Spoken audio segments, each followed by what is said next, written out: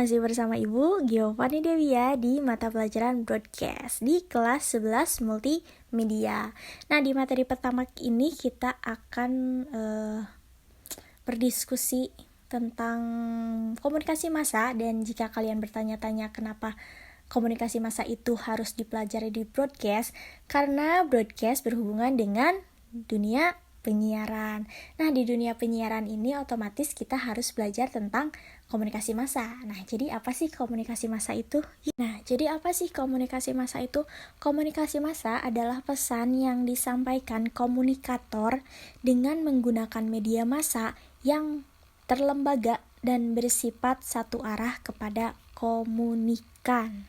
Jadi selama pesan itu disampaikan kepada masyarakat atau ke khalayak luas dengan menggunakan media, itu dinamakan dengan komunikasi massa. Nah, sudah terbayangkan kenapa kita belajar komunikasi massa di broadcast ini? Karena broadcast ini berhubungan dengan konten yang bisa kita sebarluaskan kepada massa yang banyak, kepada masyarakat yang banyak. Nah, itu komunikasi massa. Nah, di sini terdapat 7 komponen komunikasi massa. Kan Ibu tadi udah bilang ya di definisi kata komunikator, komunikan atau media kayak gitu. Nah, di sini kita bakal ngebahas tentang yang Ibu sebutkan tadi dengan beberapa tambahan. Yang pertama ada komunikator. Nah, komunikator itu siapa sih? Komunikator itu orang yang memberi pesan kepada kita. Contohnya jika kita sedang menonton televisi, televisi dalam program berita contohnya. Berarti si penyiar berita itu adalah seorang komunikator. Nah, jadi komunikator itu orang yang memberi pesan. Si penyiar memberitakan sesuatu kepada kita, berarti dia komunikator. Nah, lalu ada komunikan. Komunikan itu orang yang menerima pesan. Contohnya seperti ini. Kita menonton televisi, kita mendengarkan radio, kita membaca koran, berarti kita seorang komunikan. Kenapa? Karena kita menerima pesan dari si komunikatornya.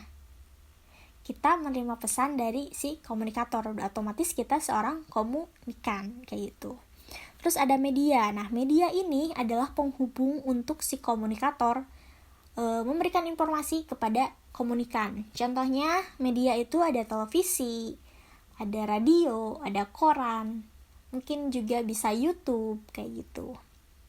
Jadi komunikasi massa akan terjadi jika ada medianya kayak gitu. Terus ada pesan. Nah, pesan itu ya pesan yang disampaikan komunikator. Jadi komunikator tidak akan berbicara jika tidak ada pesannya. Lalu ada noise. Setiap komunikasi pasti ada noise-nya, pasti ada gangguannya. Kalau di sini contohnya jika kita sedang mendengarkan radio, sedang fokus mendengarkan radio, mendengarkan informasi yang penting untuk kita dengarkan, tiba-tiba ada yang mengetuk pintu kayak gitu kan, otomatis fokus kita akan terganggu kepada yang mengetok pintu dan kepada berita yang sedang disiarkan di radio kayak gitu. Jadi setiap komunikasi pasti ada noise-nya, ada gangguannya kayak gitu. Terus di sini ada gatekeeper. Nah, gatekeeper di sini bukan kayak di lapangan bola kiper ya. Gatekeeper di sini itu orang yang menyaring berita atau informasi sebelum disampaikan kepada khalayak luas kayak gitu. Jadi sebelum si pesannya itu disampaikan oleh komunikator, pasti harus ada saringannya dulu, ada editingnya dulu, ada contohnya kalau kita melihat berita tentang tabrakan atau tentang kecelakaan apa, itu kan pasti otomatis ada darah-darahnya kayak gitu kan. Nah, si darah ini kalau di televisi kan harus disensor. Nah, itu adalah kerjaan dari gatekeeper, menyaring pesan atau informasi sebelum ditayangkan. Nah, darah itu kan harus disensor. Nah, itu masuknya ke gatekeeper kayak gitu. Jadi gatekeeper itu kayak memilah-milah dulu lah pesan mana sih yang layak untuk disebarluaskan kayak gitu. Nah, di sini ada feedback, ada timbal balik. Sebenarnya di komunikasi massa ada timbal balik, namun delay, terhambat atau telat. Kenapa? Karena kita akan bahas di selanjutnya. Jadi memang ada feedback ke kita ke komunikatornya. Jadi komunikan bisa menerima komunikan bisa memberikan feedback kepada komunikator, namun delay, terhambat. Nah, kayak gitu. Nah, sekarang kita masuk ke ciri-ciri komunikasi massa. Yang pertama, komunikasi massa itu harus terlembaga. Nah, komunikator yang menyampaikan pesan komunikan harus melembaga, harus di dalam naungan lembaga tertentu. Karena memang ada SOP-nya, ada yang harus dipatuhi. Misalnya kayak tadi, kayak kita menyiarkan berita tentang tabrakan atau kecelakaan, ada darah-darah, itu kan harus masuk ke gatekeeper. Nah, jadi kita harus di dalam lembaga tertentu untuk menyampaikan berita yang baik dan benar kayak gitu. Yang kedua itu komunikan bersifat heterogen. Sebenarnya ciri-ciri yang kedua dan ketiga yang pesan bersifat umum itu sebenarnya ada hubungannya. Kenapa pesannya harus bersifat umum? Karena si komunikan yang menerima pesan itu tidak semuanya sama, heterogen. Ada jenjangnya, ada tingkatannya. Gak semua usianya sama, gak semua pekerjaannya sama, gak semua pendidikannya sama. Jadi pesannya tidak bisa disampaikan secara spesifik untuk salah satu individu. Jadi emang pesannya itu, pesan yang disampaikan komunikasi massa itu harus bersifat heterogen atau umum kayak gitu. Jadi yang selanjutnya itu komunikasi massa bersifat satu arah. Jadi berbicara tentang feedback tadi kan, jadi efeknya ke kita tuh, feedbacknya ke kita itu delay, harus menunggu. Misal kita sedang menonton televisi, tayangan apa gitu, pengen ngomentarin atau ngasih kritik dan saran, otomatis kita harus menunggu sampai acaranya habis, dan di akhir acara itu suka ada kritik dan saran, bisa hubungi ini. Nah, itu efeknya delay ke kita, tertunda. Jadi harus menunggu dulu baru kita bisa ngasih feedbacknya ke si medianya itu. Ciri komunikasi massa yang selanjutnya adalah menimbulkan keserempakan. Menimbulkan keserempakan, contohnya kayak gini. Ketika stasiun televisi menyiarkan suatu acara, otomatis semua khalayak yang ada di Indonesia itu langsung menerima pesan tersebut. Contohnya kayak misal di stasiun televisi ini menyiarkan berita tentang ini, otomatis yang ada di daerah Bandung, Semarang, Surabaya itu bakal sama menerima pesan itu di waktu yang sama. Nah, itu menimbulkan keserempakan tuh kayak gitu. Jadi semua daerah akan sama sedang mendengarkan atau melihat tentang informasi tersebut. Serempak dalam menerima pesan, tapi belum tentu serempak dalam memaknainya. Jadi pesannya udah tersampaikan bareng-bareng sama-sama, tapi si maknanya tidak langsung tersampaikan ke individu-individunya secara langsung. Jadi emang feedbacknya itu delay ke setiap individunya kayak gitu. Ciri selanjutnya adalah komunikasi massa harus mengandalkan alat teknis. Otomatis komunikasi massa harus ada medianya. Jadi komunikasi massa tidak bisa berlangsung, tidak bisa terlaksana jika tidak ada alatnya. Alatnya itu apa? Yaitu media. Medianya itu apa? Ada televisi, ada radio, ada koran, ada majalah, atau mungkin juga ada media sosial kayak gitu. Jadi emang kalau kita akan melakukan komunikasi massa, kita harus menggunakan media. Dan ciri komunikasi massa yang terakhir adalah control by gatekeeper. Nah, gatekeeper ini kayak yang tadi Ibu udah jelasin, gatekeeper ini adalah dia yang bertanggung jawab penuh pada bolehnya atau bisanya pesan itu sampai atau tidak kepada khalayak kayak gitu. Jadi sebelum berita itu tayang memang harus ada penyaringan dulu kayak gitu. Ada sensor atau ada yang harus dihapus kayak gitu. Lalu ada fungsi komunikasi massa. Yang pertama ada informasi. Tentu saja komunikasi massa akan memberikan informasi untuk kita. Lalu ada fungsi hiburan. Selain memberikan informasi, tentunya jika kita melihat televisi atau mendengarkan radio, tidak semua centang informasi kan, ada hiburannya. Kayak ada, kalau di radio kita bisa mendengarkan musik, kalau di televisi kita bisa menonton program-program hiburan kayak gitu. Terus ada fungsi persuasi. Fungsi persuasi di sini adalah ketika komunikator bisa meyakinkan komunikan jika yang diberitakannya itu benar atau apa yang disampaikan itu emang pendapat siapa kayak gitu. Jadi fungsi persuasi ini untuk meyakinkan si komunikannya kayak gitu. Terus ada transmisi. Kalau transmisi ini contohnya kayak memberikan poin-poin yang disampaikan oleh pemerintah kepada masyarakat. Jadi si pemerintah itu kayak memberi kebijakan apa atau ada peraturan apa. Nah itu bisa disampaikan melalui komunikasi massa lewat medianya itu kayak di televisi atau radio. Jadi pemerintah menggunakan televisi dan radio untuk memberikan poin-poin tertentu kayak gitu. Terus ada integrasi sosial, juga ada pengawasan. Nah, pengawasan di sini bukan berarti media massa itu mengawasi kita.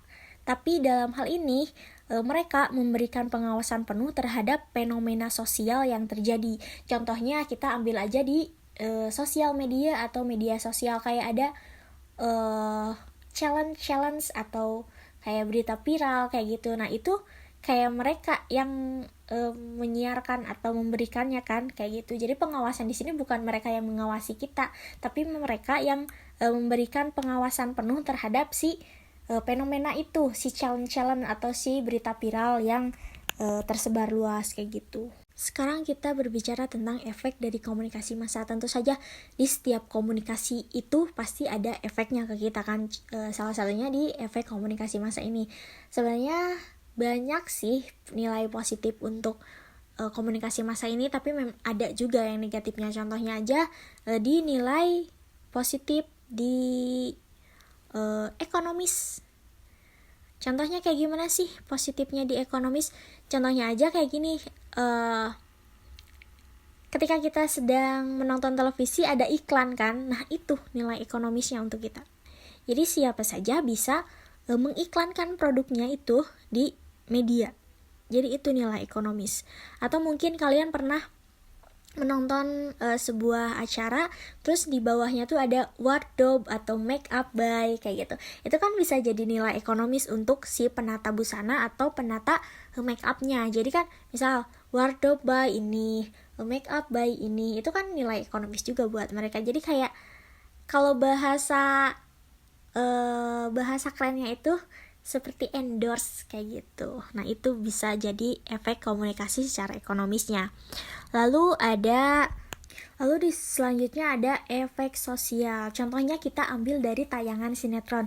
Nah gaya hidup yang disampaikan atau yang diperlihatkan di sinetron atau di film itu sering sekali dijadikan untuk pemicu untuk masyarakat memiliki gaya hidup kayak di sinetronnya itu loh. Kayak misal di sinetron ini tuh tren bajunya lagi kayak gini. Nah kita ngikutin. Atau di sinetron tuh gaya hidupnya kayak gini. Nah kita ikutin. Nah itu bisa jadi efek sosial dari komunikasi massa itu kayak gitu. Jika tadi ibu menyebutkan efek sosial dari televisi, yaitu sinetron, kita ke yang sederhana saja. Kita masuk ke media sosial. Kita seringkali mengikuti influencer tertentu yang dimana kita juga mengikuti gaya hidupnya loh. Selain kita mengikuti Instagramnya, kita juga mengikuti gaya hidupnya. Misal biasanya influencer itu kayak memperlihatkan, oh skincare yang aku pakai tuh ini. Nah otomatis kita juga mengikuti lah skincare-nya itu. Terus mereka jalan-jalan ke kafe ini, mereka makan di kafe ini, otomatis kita juga mengikuti gaya hidup mereka dengan makan di situ, dengan jalan ke situ. Nah itu bisa jadi efek sosial juga lewat media sosial kayak gitu, lewat influencer yang followersnya banyak kayak gitu, dan kita mengikuti Instagramnya kayak gitu. Nah dengan mengikuti hal itu berarti kita akan membentuk persepsi baru tentang cara hidup yang sejalan dengan idola dari si komunikannya, dari kitanya. Jadi kita mengidolakan ini ya kita mengikuti gaya hidupnya dia kayak gitu. Kita idola ini ya kita mengikuti tempat makannya dia, skincare-nya dia kayak gitu. Efek selanjutnya adalah penjadwalan kegiatan. Nah gimana sih penjadwalan kegiatan ini. Contohnya aja di media sosial kita mempunyai idola yang misal nanti jam 7 malam tuh si idola kalian tuh bakal live Instagram, otomatis kita menjadwalkan jam 7 malam itu kita harus buka Instagram dan menonton live streamingnya si idola kamu itu, kayak gitu. Atau mungkin kalau di televisi kamu tuh misal jam 11 siang tuh ada program infotainment apa. Nah, karena kalian ingin mengikutinya, berarti kalian jam 11 siang itu harus menonton televisi untuk menonton program televisi itu, kayak gitu. Jadi kita tuh udah mempunyai jadwal-jadwal kegiatan untuk mengikuti yang ada di media sosial atau media yang lain seperti televisi atau radio. Atau misal di radio tiap hari Kamis itu jam 9 malam atau jam 10 malam itu suka ada acara horor-horor kayak gitu. Otomatis kita ngejadwalin, oh nanti jam 9 malam hari Kamis aku harus stay radio buat ngedengerin cerita horor kayak gitu. Jadi memang dengan media sosial ini atau dengan komunikasi massa ini kita bisa menjadwalkan kegiatan-kegiatan kita untuk mendengarkan atau melihat, kayak membaca konten-konten tertentu kayak gitu. Yang terakhir ada perasaan terhadap jenis media. Nah, jika kita udah kayak cinta banget sama media itu, kita udah klop banget dengan menonton media itu, otomatis kita akan mempunyai perasaan terhadap media tertentu. Misalnya kalau di televisi misal kalian udah klop banget dengan nonton program apa gitu, jadi memang udah stay aja di program itu atau di stasiun televisi itu. Atau mungkin di media sosial kalian udah klop banget nih mengikuti Instagram si ini, ya udah bakal terus ngikutin Instagramnya itu. Jadi emang udah ada connectionnya sama si media yang digunakan dalam menyampaikan pesan itu, akan memiliki connection terhadap si penikmatnya sendiri. Kayak kalian tuh kayak kalian nge-follow si ini karena kalian emang udah cinta banget nih, udah klop banget, udah punya connection sama si idola kalian ini, kayak gitu. Jika dulu kita hanya terfokus pada radio, televisi, koran, dan majalah, sekarang kita akan berfokus pada media sosial, kayak gitu. Jadi sekarang media sosial itu udah termasuk ke komunikasi massa, namun memang ada beda-bedanya. Namun karena kayak dulu televisi, apapun yang disiarkan televisi kita pasti mengikutinya. Nah, sekarang terjadi di media sosial. Apapun yang terjadi di media sosial itu bisa jadi penting buat kalian. Jadi emang media sosial itu emang perlahan-lahan udah kayak menggantikan televisi dan radio itu, kayak gitu. Contohnya kayak gini deh. Misal di media sosial tuh ada kata, sekarang tuh ada rame kata-kata dengan viral tuh. Sebenarnya emang viral tuh emang udah ada dari zaman dulu, dari zaman televisi dan radio masih hits kayak gitu. Tapi sekarang tuh viral tuh emang lagi happening karena memang kayak ketika ada satu tren yang diangkat oleh influencer atau selebgram atau pokoknya yang berhubungan dengan media sosial itu ada di media massa kayak gitu. Dan si viral itu emang dianggap penting gitu sama kita, sama si masyarakat. Ya challenge ini itu kan yang ngeviralinnya tuh siapa kalau bukan influencer atau selebgram kayak gitu. Jika sedari tadi Ibu berbicara tentang televisi, radio, koran, atau majalah, itu termasuk ke media massa konvensional yang klasik, di mana media massa tersebut masih memiliki unsur-unsur yang memang harus ada dalam media massa, yaitu adanya gatekeeper, ada penyaringan dulu. Nah, karena sekarang fenomena media sosial atau sosial media itu melibatkan pesan yang disampaikan ke masyarakat luas tanpa adanya gatekeeper, jadi Ibu bisa memasukkan sosial media atau media sosial ini ke media massa yang modern. Nah, Ibu di sini menuliskan media online. Sebenarnya media online masih bisa masuk ke media massa konvensional yang klasik. Karena di media sosial beberapanya itu masih ada gatekeepernya. Jadi sebelum si beritanya naik, sebelum informasinya disebarkan ke khalayak, itu ada proses pengeditannya dulu. Namun karena tidak semuanya memiliki gatekeeper, jadi Ibu memasukkannya ke media masa yang modern kayak gitu. Jadi media massa modern ini Contohnya yang di media sosial kan memang tidak ada gatekeeper, jadi ketika kita ingin menyampaikan sesuatu, ya kita tinggal upload, kita tinggal ketik, atau misal kita menyebarkan si beritanya secara langsung kayak gitu. Sebenarnya ada seperti efek kengerian juga sih dengan fenomena media sosial ini, di mana kita mendapatkan sebuah informasi yang entah itu benar atau tidak, kita langsung memaknainya secara benar dan kita menyebarluaskannya ke media sosial yang kita punya seperti WhatsApp atau di Instagram, di Facebook, tanpa kita tahu itu benar apa tidak, dan biasanya itu berujung dengan hoax atau pembohongan. Jadi emang semua berita yang di media sosial itu belum tentu benar, seperti itu. Karena memang di sosial media tidak ada gatekeeper, jadi tidak ada saringan apakah berita itu memang layak untuk kita lihat, untuk kita baca, untuk kita tonton. Itu memang tidak ada gatekeeper. Jadi entah itu hoax atau benar, kita tidak tahu. Berbeda dengan di media massa yang konvensional kayak di televisi, di radio, di majalah, atau di koran, itu ada gatekeepernya, ada divisinya tertentu. Misal ada si editornya, ada si redakturnya. Jadi memang beritanya memang disampaikan secara benar kayak gitu. Emang udah disaring, udah diproses juga. Nah, berbeda dengan si media sosial ini yang gatekeepernya itu memang si penguploadnya atau si pengunggahnya, kayak kita menerima kayak lihat status nih, kita menerima pesan di sini tuh ada bencana apa, otomatis kita ayo penggalangan dana untuk ini. Nah, baru muncullah ada berita yang sebenarnya. Kan itu kayak apaan sih, berita nggak bener kok udah galang-galang dana kayak gitu kan. Kita harus tahu dulu nih berita yang benernya tuh yang mana kayak gitu. Emang udah tersebar luas, udah terlanjur viral itu, jadi kita tidak bisa apa-apa kayak gitu. Jadi kita bisa pahami kan, kalau di media massa konvensional yang klasik itu memang ada gatekeepernya di divisinya tertentu, seperti ada editing, tim editor kayak gitu, ada redakturnya juga. Nah, di media massa modern seperti sosial media dan media sosial, ya gatekeepernya ya kita sendiri. Kita harus hati-hati dengan apa yang kita beritakan, apa yang kita upload, dan apa yang kita unggah.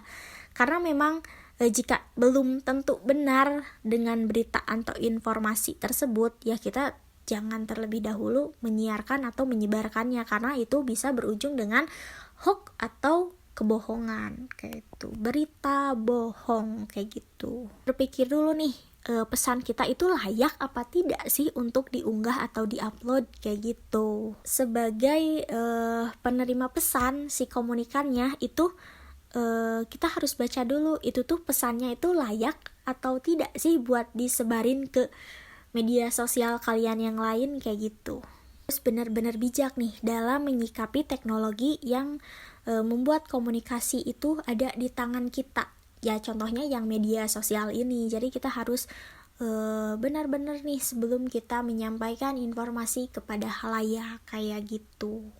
Bisa dikatakan media sosial itu sama seperti televisi, bisa ditonton, bisa didengarkan seperti radio, dan bisa dibaca seperti koran.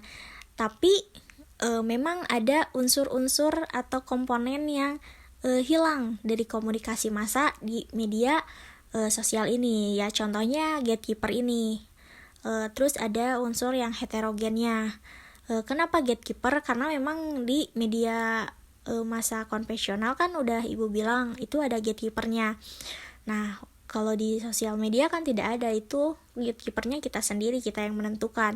Nah, di heterogen juga, jika di media massa konvensional itu kan pesannya bersifat umum, karena memang masyarakat Indonesia itu berbeda-beda. Nah, kalau di media sosial tuh kita nggak pernah memandang siapa yang baca atau siapa yang melihatnya, ya kita upload aja kayak gitu. Jadi sama, tapi emang ada unsur-unsur yang berbeda. Samanya apa? Mereka memiliki efek yang sama persis, kayak efek ekonomis, efek sosialnya juga sama kayak gitu. Jadi ada bedanya, ada samanya juga.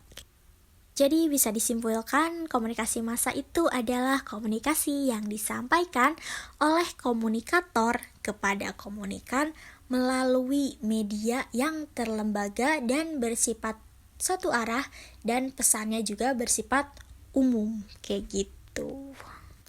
Karena penjelasan Ibu sudah selesai dan Ibu akan memberikan tugas kepada kalian. Ibu memberikan tugas untuk menganalisis media massa. Ibu memberikan ungkapan seperti ini. Dalam fungsi komunikasi massa terdapat fungsi informasi. Nah, di masa pandemik ini banyak sekali media massa, baik itu media massa konvensional atau modern, memberikan informasi mengenai COVID-19. Nah, menurut kalian, informasi yang seperti apa sih yang harus diberikan oleh media massa kepada masyarakat? Nah, beritanya tuh atau informasinya tuh harus yang bagaimana? Nah, kalian jelaskan pendapat kalian tentang media massa itu harus bagaimana melalui sebuah video singkat yang dikumpulkan di Classroom. Jika ada yang ingin ditanyakan, boleh berdiskusi di Classroom juga, atau bisa menghubungi Ibu secara langsung via WhatsApp. Oke. Dan selesai. Terima kasih sudah mengikuti kelas broadcast hari ini, dan sampai jumpa di minggu depan.